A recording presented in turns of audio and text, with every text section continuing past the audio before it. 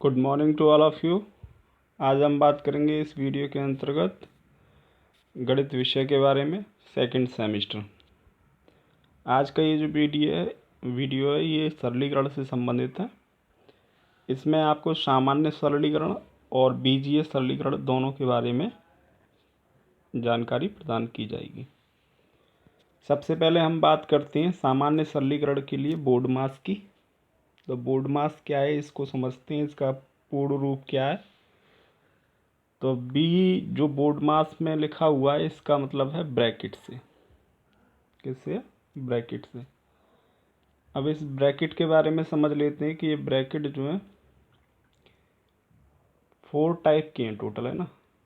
Normally 3 type के आप लोग पढ़े होते हैं, टोटल 4 टाइप के हैं, जिसमें आपका विनकलम बार,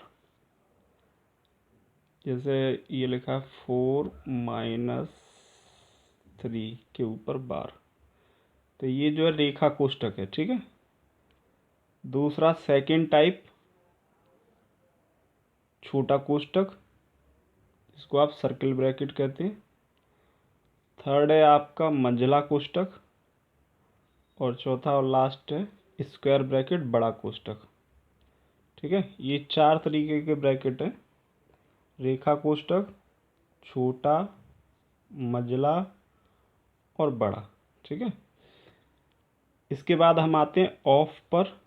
तो ऑफ का सामान्य तौर पर आपको हिंदी में का लिखा मिलेगा और इंग्लिश में ऑफ लिखा मिलेगा आपको क्वेश्चन के अंदर ही। यूज कैसे होता है ये?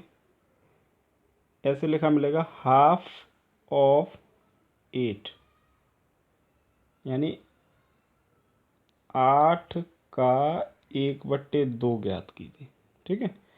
हालांकि इसका संबंध जो है वो भी मल्टीप्लाई से है ना। सॉल्व जब होगा तो ऑपरेशन मैथमेटिकली मल्टीप्लाई का हुआ। थर्ड है आपका डिवाइड, नॉर्मली आप जानते हो भाग देना। फोर्थ है मल्टीप्लिकेशन, मल्टीप्लाई करना। एडिशन जोड़ना। सब्ट्रैक्शन घटाना। इनका एक क्रम ध्यान रखिएगा, इसी क्रम में इनको प्रयोग करना है आपको। नंबर 1, 2, 3, 4, 5, 6, इसी क्रम में ये बोर्ड मास लिखा जाता है। हम बात करते हैं बीजीय व्यंजकों की।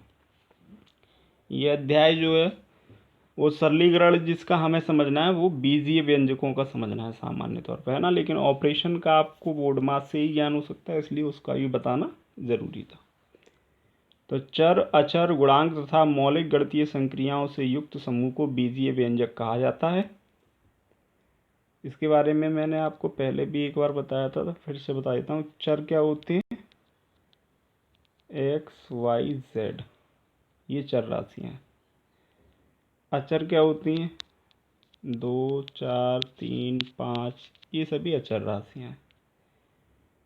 फिर ये गुणांक क्या होते हैं? जैसे मैंने लिखा, मान लो यहाँ पे 2x, ये 2 जो है वो x का गुणांक है, ठीक है। या मैंने लिखा यहाँ पे मान लो 2y², तो y² का गुणांक अब क्या है? 2। मैंने लिखा 3, तो y² का गुणांक कितना हो गया? 3। मौलिक गणितीय संक्रियाओं का मतलब ऑपरेशन से, है ना, जोड़, घटाव, माइनस, प्लस, इनसे। तो ये कुछ बीजीय व्यंजक के एग्जाम्पल आपको दे रखे हैं, जैसे 4x - 3y एंड 4x + 5। हम बात करते हैं सजातीय तथा विजातीय पद क्या होते हैं। ऐसे पद जिनके चर आपस में समान हों सजातीय पद कहलाते हैं। फॉर एग्जाम्पल, जैसे मैंने लिखा यहाँ पर,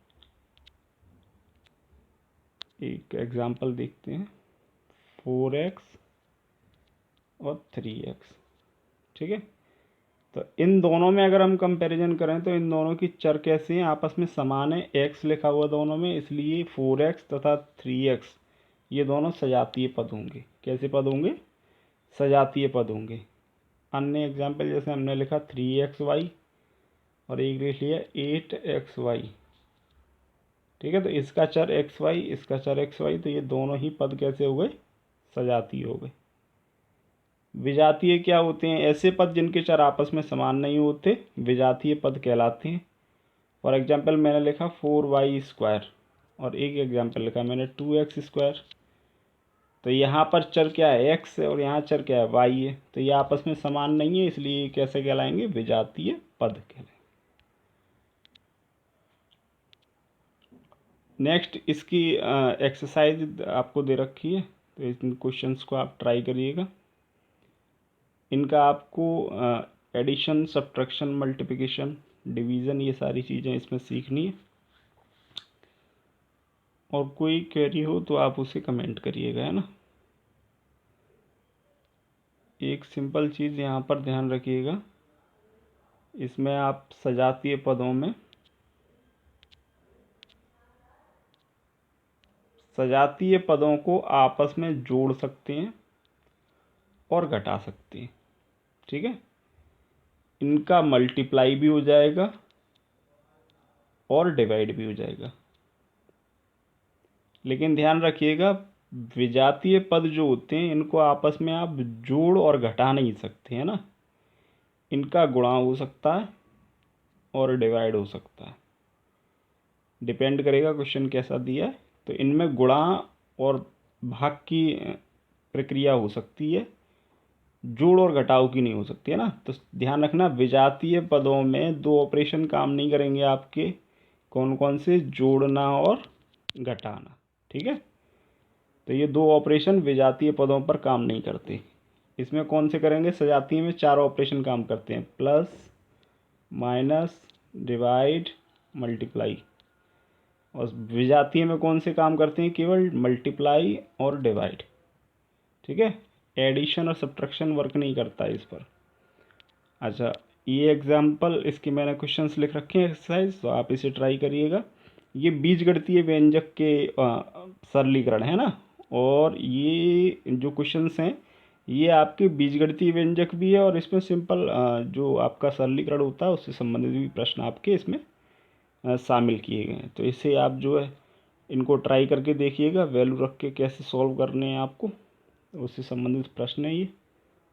इनको हल करने के बाद नेक्स्ट बात करेंगे अगली वीडियो में।